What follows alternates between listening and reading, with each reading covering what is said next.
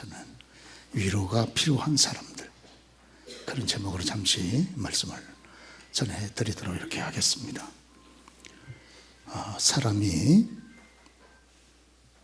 사람이 겪을 수 있는 가장 큰 아픔이 있다 그러면 대개 자녀와 관계된 일을 통해서 발생이 됩니다. 또 사업을 통해서도 발생이 되고, 또 자기 자신의 건강과 관계되어서도 발생이 됩니다. 그렇죠?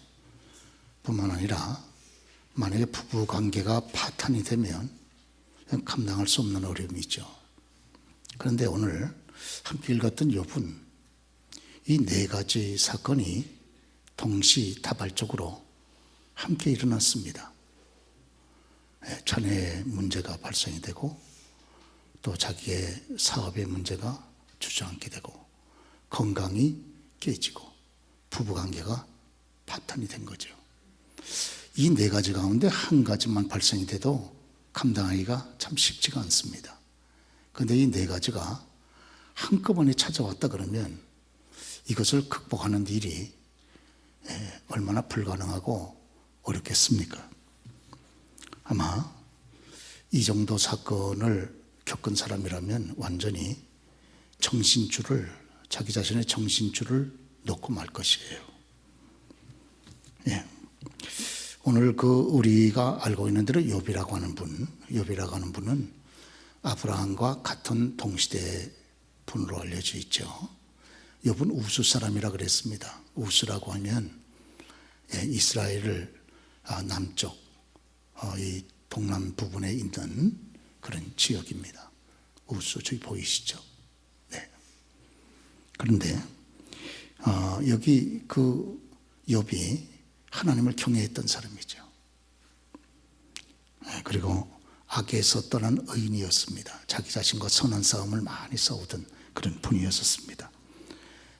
또 하나님의 축복을 많이 받았어요. 그래서 재물과 재산이 많았습니다. 그리고 자녀복도 있었습니다. 아들 일곱에 딸이 셋이니까 자녀복도 있고, 또 재산도 많았습니다. 건강했고, 그래서 여러 면에서 그는 참 행복한 사람이었었는데, 우리가 성경을 보니까 갑자기 이 사탄의 공격을 받았습니다. 그래서 한꺼번에 아들 7, 딸 3이 한꺼번에 몰살을 당했습니다. 그리고 도적대가 들어와서 재산을 다 빼앗아가 버리고 말았습니다. 그리고 욥 자신도 자기 몸에 심한 종기가 발생이 됐어요. 그래서 발바닥으로부터 머리 정수리까지 심한 그런 종기가 나가지고 얼마나 심한지, 기와장으로 자기 온몸을 너무 가려워서 벅벅 끓고 있는, 주저앉아서 그런 장면이 성경에 기록이 되어 있습니다. 사람이 너무 아픈 것도 못 참지만 너무 가려운 건 더 못 참지 않습니까? 거기다가 그의 아내는 찾아와서 하나님을 저주하고 죽어라, 이렇게 참 비참한 표현을 남편에게 하고 그렇게 떠나갔습니다. 그런데 이때 우리가 성경 보면 멀리서 친구 셋이 찾아왔다는 거죠.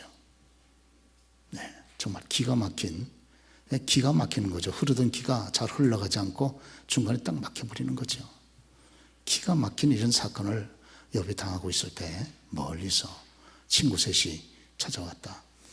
보면 대만 사람, 그 세 사람 이름도 성경에 기록해 놓지 않습니까? 대만 사람 엘리바스, 그 다음 수아 사람 빌닷, 그 다음 나아마 사람 여기 보니까 소발, 이렇게 찾아왔다 그랬습니다. 사람이 굉장히 어려울 때, 친구가 어려울 때 멀리서 찾아온다는 것 보통 고마운 일이 아니고 정말 보통 친근한 좋은 친구가 아닐 수 없는 거죠. 보통은 내가 어려우면 이해관계를 따져서 오히려 가까이 있던 사람도 멀리 떠나기 마련인데 오히려 이 사람들은 찾아왔어요. 그리고 욥을 찾아와 보니까 욥의 고통이 너무 지독한 겁니다. 너무 심하니까 같이 주저앉아서 일주일 동안 한마디 말을 하지 못하고 같이 고통을 나누었을 정도로 참 좋은 친구들입니다. 예. 그런데 이 세 친구가 욥을 찾아왔던 주 목적이 욥을 결국 위로해서 다시 이렇게 세우려고 하는 중심으로 찾아온 것인데, 우리가 욥 기서를 보게 되면 오히려 이 욥의 세 친구 때문에 욥은 더 깊은 상처를 받게 되는 그런 모습을 우리가 성경에서 보게 됩니다. 이 세 친구는 욥을 위로하러 찾아왔다가 오히려 욥에게 씻을 수 없는 더 깊은 상처를 당긴 거예요. 이게 욥의 세 친구의 이 실수, 이거는 저와 여러분들이 반면교사로 삼을 그런 필요가 있습니다. 그러죠? 욥의 세 친구들은 도대체 그렇게 선한 목적을 가지고 그렇게 고통당하는 욥을 찾아왔는데 어떻게 결과적으로는 욥의 마음속에 잊을 수 없는, 씻을 수 없는 그런 상처와 아픔을 오히려 더 더듬혀주고 떠났는가? 이유가 성경에 세밀하게 기록이 되어 있습니다. 우리들도 이걸 배울 필요가 있지 않겠습니까? 무엇보다 이 세 친구는 욥을 위해서 중보 기도하지 아니하고 욥에게 자기들의 신앙적인 고집을 가르치려고 했습니다. 고난을 당하는 사람이 있다 그러면 그 사람 앞에서 제일 먼저 할 일은 시시비비, 잘했다 못했다 이걸 가릴 일이 아니지 않습니까? 우선은 기도해 주는 것이 필요합니다. 그러죠? 사람이 평안할 때는 기도하던 사람들도 너무 큰 어려움을 당하면 마음이 안정이 되지 않기 때문에 기도를 잘 못하는 것이 현실이잖아요. 가장 기도가 필요할 때. 그렇기 때문에 상대방이 어려움을 당하면 가장 먼저 해야 될 일은 뭘 가르치려고 하지 말고, 이거 뭐 잘했다 못했다 가르치려고 그러지 말고 상대방이 조용히 자기 자신을 바라보고 또 하나님을 바라볼 수 있도록 그렇게 조용히 곁에서 기도해 주는 것이 절대적으로 필요하다, 그렇게 믿습니다. 지금 욥의 입장이 뭡니까? 욥의 입장은 지금 그칠 줄 모르는 고통이 그에게 있어요. 사람이 낮에 고통스러웠으면 밤에라도 좀 쉴 수 있으면 얼마나 좋습니까? 그러죠?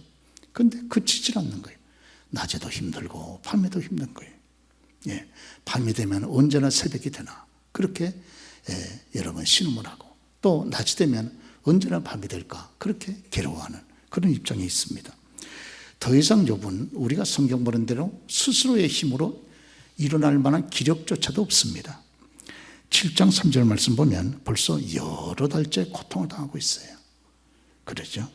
그리고 그 자신의 고백처럼 심한 욕창, 이런 종기를 알아가지고 이게 뭐 욕창 때문에 몸이 마치 땅바닥이 갈라지는 것처럼 갈라지고 온몸에 구더기가 버글버글했다, 이렇게 기록이 되어 있습니다.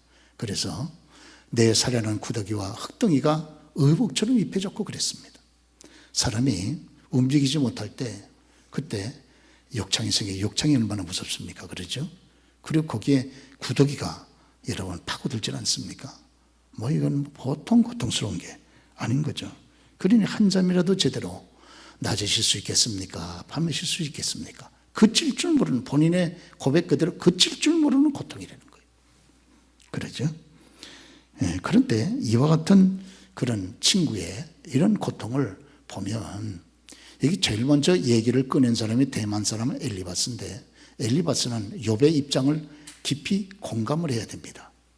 그 마음을 같이 나누는 거죠, 상대방의 입장에서. 그러죠? 근데 상대방의 입장에 서지를 못했어요. 그리고 자기가 그때까지 견제해오고 있었던 신앙적인 고집, 그걸 가지고 시시비비를 가리면서 자꾸 가르치려고 그랬습니다. 우리 욥기서 5장 8절 말씀 보면, 나 같으면, 지금 대만 사람 엘리바스가 하는 얘기면, 나 같으면 하나님께 구하고 내 일을 하나님께 의탁하리라. 너는 전등자의 경책을 업신여기지 말지어다. 너는 하나님과 화목하고 평안하라. 그래야만 복이 내게 임하리라. 여러분 어떻습니까? 다 맞는 말 아닙니까? 맞는 말인데 문제는 때에 적합한 말이 아니라는 거예요. 그러죠. 그렇습니다. 오늘요, 중요한 건, 욥에게 지금 중요한 것은 이런 가르침이 아닙니다. 지금 욥이 이런 얘기를 모르고 있어서 지금 이런 고통을 당하는 것이 아니지 않습니까? 그러죠. 지금은 욥이 자기 자신을 바라보고 또 조용히 하나님을 바라보면서 그 나름대로 기도할 수 있도록 곁에서 끝까지 침묵해야 됩니다. 그리고 위에서 조용히 기도해 주는 것이 필요한 것이지, 이러쿵 저러쿵 뭘 여러분 가르친다고 그래가지고 이래서 잘했고 저래서 못했고 나 같으면 하나님께 구하고, 그걸 욥은 모르고 있겠습니까? 그런 내용들을. 그러죠. 이거 정말 생각 좀 해봐야 됩니다. 자꾸 뭘 가르치려고 그러는 거, 이거 우리가 조심할 필요가 있다. 어려운 사람 앞에서. 그런 말이죠. 여러분, 기도해 주는 것이 얼마나 중요합니까? 초대교회 교부 가운데 크리소스톰이라는 분이 있는데 기도에 대해서 이렇게 말했습니다. 기도는 파손당한 자에게 항구이며 물에 빠져 죽어가는 자에게 생명줄이며 넘어지는 자에게 지팡이가 되고 가난한 자에게 보석 창고가 되며 병든 자에게 의사이다 그랬습니다. 그렇죠. 곁에서 깊이 기도해 준다는 것. 여러분, 때때로 말없이 침묵하며 기도해 주는 것이 사랑의 아름다운 표현이 될 수도 있지 않습니까? 그렇습니다. 예. 뿐만 아니라 오늘 여기 세 친구가 참 큰 실수했습니다. 위로하려고 왔다가 정말 상처만 더 크게 더듬혀주고 떠난 거죠. 이유가 어디 있을까? 예. 여기 이 세 친구는 위로하지 못하고 정죄했습니다. 정죄. 그렇죠. 위로가 가장 필요한 시간에 정죄해버린 거죠. 예, 오늘 이 욥의 세 친구가 욥을 찾아왔을 때 욥의 고통받는 모습이 너무나도 심각하니까 같이 땅바닥에 털썩 주저앉았습니다. 일어날 만한 기운도 없는 거, 욥의 고통이 워낙 매우 특심하니까 일주일 동안 아무 얘기 못하고 욥을 서로 상호간 바라만 봤습니다. 이때가 좋았어요. 그런데 일주일이 지나고 나서 친구들이 입을 열기 시작하면서 욥의 마음을 완전히 더 뜯어놓은 겁니다. 그렇죠? 특별히 대만 사람 엘리바스를 비롯해서 수아 사람, 또 나아마 사람, 소발, 다 이런 사람들은 잘못된 신앙적인 관념을 가지고 있었던 거예요. 그 무엇입니까? 현실의 고난은 죄악의 결과라는 겁니다. 현실적으로 받는 고통이 죄악의 결과로 다가온다는 거예요. 여기에 대해서 확고한 자기 나름대로의 신앙적인 신념을 가지고 있었습니다. 그러니까 욥이 저렇게 감당할 수 없는 지독한 고난을 당한 건 보이지 않는 욥의 죄의 결과다, 이렇게 본 거지. 그래서 욥기서 4장 7절부터 이제 막 욥이 감당할 수 없는 말들을 그 입으로 다 세 사람이 앉아가지고 뱉어내기 시작합니다. 막 감당할 수 없는, 그렇지 않아도 감당할 수 없는 욥에게 막 그 말로, 여러분, 말은 영이 아닙니까? 말이 얼마나 사람 마음속에 깊이 들어갑니까? 그러죠? 그냥 한 달에, 그냥 한 차례 빼면 그냥 때려버리는 것이 나은 것이지, 그 말에, 그 혀로 한번 여러분 지저대기 시작하면 마음 깊은 곳을 갈기갈기 다 찢어버리지 않습니까? 마음 깊은 곳까지 그 말이 남아가지고 막 감당할 수 없는 고통을 당하지 않습니까? 여러분들도 그런 고통을 당해본 적 있지 않습니까? 그러죠? 말이 험한 분들은 회개하셔야 돼요. 그리고 기도 많이 하셔서 내 말이 독사의 독이 가득한 혀가 되지 아니하고 은혜가 가득한 혀가 될 수 있도록 혀부터 고쳐놔야 됩니다. 혀부터. 그러죠. 그러죠. 마귀가 얼마나 많은 성도들의 혀를 사용해서 성도들의 마음을 뒤집어 놓습니까? 그러죠? 그렇으면 몇 대 때리는 게 아예 낫다는 거예요. 혀로 그냥 한번 이거를 여러분 잘못 쓰기 시작하면 감당이 못합니다. 감당 못해. 그러죠? 감당 못해. 오죽하면 너무 여러분 부인들도 너무 잔소리가 심하면 남편들이 그 부인하고 사는 것보다 들판에 나와서 움박 속에 혼자 사는 게 낫다는 거예요, 여러분. 그렇죠? 잔소리도 어느 정도 해야지. 그렇죠? 너무 잔소리가 심하면 정말 남자들이 감당 못합니다, 남편들도. 대답이 없으신데. 네, 그러죠? 적절하게 해야지. 모든 것이 다 적절해야 아름답지 않습니까? 그러죠? 네, 내 마음에 힘든 것을 입술로 그냥 다 쏟아내기 시작하면 그걸 감당할 사람이 어디 있습니까? 그러죠? 그래서 언어 폭력이 심하면 이혼하는 겁니다. 어떻게 살겠어요? 거기서 그 언어 폭력을 당해가면서. 그러죠? 아예 몽둥이를 몇 대 때리라는 거예요. 입으로 그렇게 바짝바짝 심령을, 마음을 찢어놓지 말고. 여기 이 친구들이 그렇게 한 겁니다. 그러죠? 욥기서 4장 7절 보면 생각하여 보라. 죄 없이 망한 자가 누구인가? 이제 나오기 시작하는 거예요. 정직한 자의 끊어짐이 어디 있는가? 이걸 말이라고 지금 하고 앉아 있습니까? 다 맞는 말이지. 그러나 때에 적합한 말이 아닌 거예요. 내가 보니 악을 밭갈고 독을 뿌리는 자는 그대로 거두나니. 욥이 악을 밭갈고 독을 뿌렸다는 거예요. 다 하나님의 이 기운에 멸망하고 그의 콧김에 사라지느니라. 그랬습니다. 막 정죄하기 시작하는 겁니다. 사람 속에는 그 죄성이 정죄를 통해서 막 쏟아져 나오는 거예요. 구정물이 막 속에서 뱉어져 나온 것처럼. 그러죠? 그렇습니다. 예. 그 다음에 한번 보세요. 재난은 티끌에서 일어나는 것이 아니며 고생은 흙에서 나는 것이 아니니라. 그럼 어디서 난다는 거예요? 예. 재난이 티끌에서 나오냐? 고생이 흙에서 나오느냐? 너의 죄 때문에 일어난 것이지. 지금 그 말 아닙니까? 그러죠? 너의 죄 때문에 이런 고난이 나온 것이 아니냐? 하나님이 너를 책망하시며 너를 신문하시며 너의 경건함 때문이냐? 내 악이 크지 아니하며 내 죄악이 끝이 없느냐? 엿보고 내 죄악이 끝이 없다는 거예요. 예. 기절할 일이죠. 기절할 일. 그러죠. 오늘요, 심지어는 수아 사람 빌닷은요, 욥의 자녀의 일까지 거론합니다. 그래서 욥의 자녀들이 7남 3녀인데 하루아침에 다 싹 죽지 않았습니까? 그러죠? 예. 그런데 욥의 7남 3녀 10자녀들이 죽은 것은 주께 죄를 지었으므로 주께서 그들을 그 죄에 버려두셨느니라. 이렇게 정죄하는 거예요. 자, 여러분. 예, 다른 일은 다 겪고 넘어갈 수 있어도 자녀들의 일까지 거론을 바로 그 애비의 얼굴 앞에서 너희의 자녀가 죽은 것은 바로 그들의 죄 때문에 죽은 거야 말하는 것은요, 정말 독사의 독을 먹으면 혀입니다. 그러죠? 세상에 이럴 수가 있느냐 그 말. 실제로 그렇다 할지라도 실제로 그렇죠.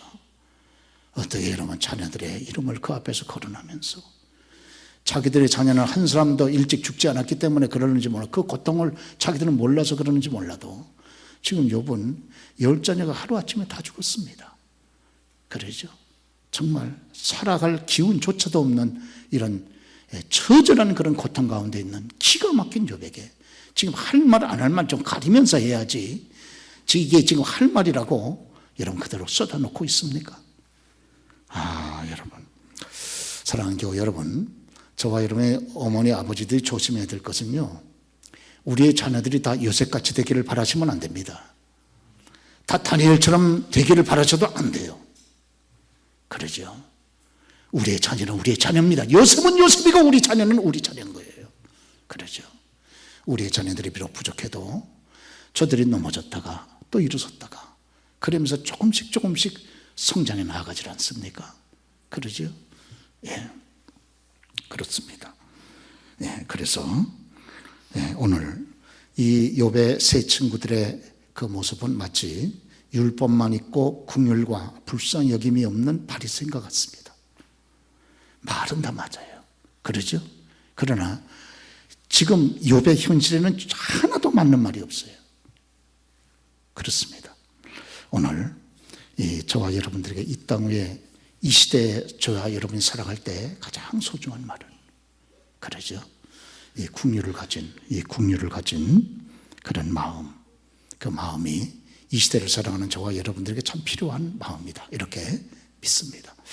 여기 욥의 세 친구들이 이렇게 위로해야 될 때 정죄를 했습니다. 그래서 욥으로 하여금 정말 이제 완전히 정말 무덤 입구까지 가게 만든 거예요. 이제는 정말 도저히 살아갈 기력을, 그나마 약간 남아있는 기력까지 다 싹 뺏어버렸습니다. 오늘 중요한 것은 정죄하지 말고 위로해야 된다. 할렐루야. 믿습니까? 예, 어떤 경우에도 어려움을 겪는 분 앞에서는 정죄하면 안 됩니다. 그래서 무조건 위로부터 하고 그 다음에 힘 얻었을 때 그때 시시비비를 가려서 그래서 해야 된다는 것, 저와 여러분이 잘 알고 있지 않습니까? 그러시죠? 네. 오늘뿐만 아니라 오늘 여기 욥의 친구들의 세 번째 큰 실수는 행동해야 할 때 말만 한 것입니다. 행동해야 될 때 말만 했다. 그래서 말이 아니라 행동이 필요한 때인 줄 믿습니다. 그러죠? 오늘 욥을 위로하러 왔다가 이 욥의 세 친구는 자기들의 신앙에 대한 지식이 확실하다는 것을 강조하기 위해서 욥을 끝까지 죄인으로 몰고 갑니다. 그러죠. 그래야 자기들의 신앙적인 그런 증거가 맞아떨어지는 것이거든요. 죄가 있는 사람이 결국 저주를 받는다, 심판을 받는다, 고난받는다, 이게 그들의 생각이거든요. 이거를 막게 하기 위해서 계속해서 욥을 죄인으로 계속해서 몰고 갑니다. 그러죠? 이게 말이죠. 끝까지 몰고 가요. 욥기서 42장 아닙니까? 42장. 계속해서 욥과 세 친구와의 대화가 욥기서잖아요. 계속해서 욥을 죄인으로 몰고 갑니다. 계속해서. 그러죠.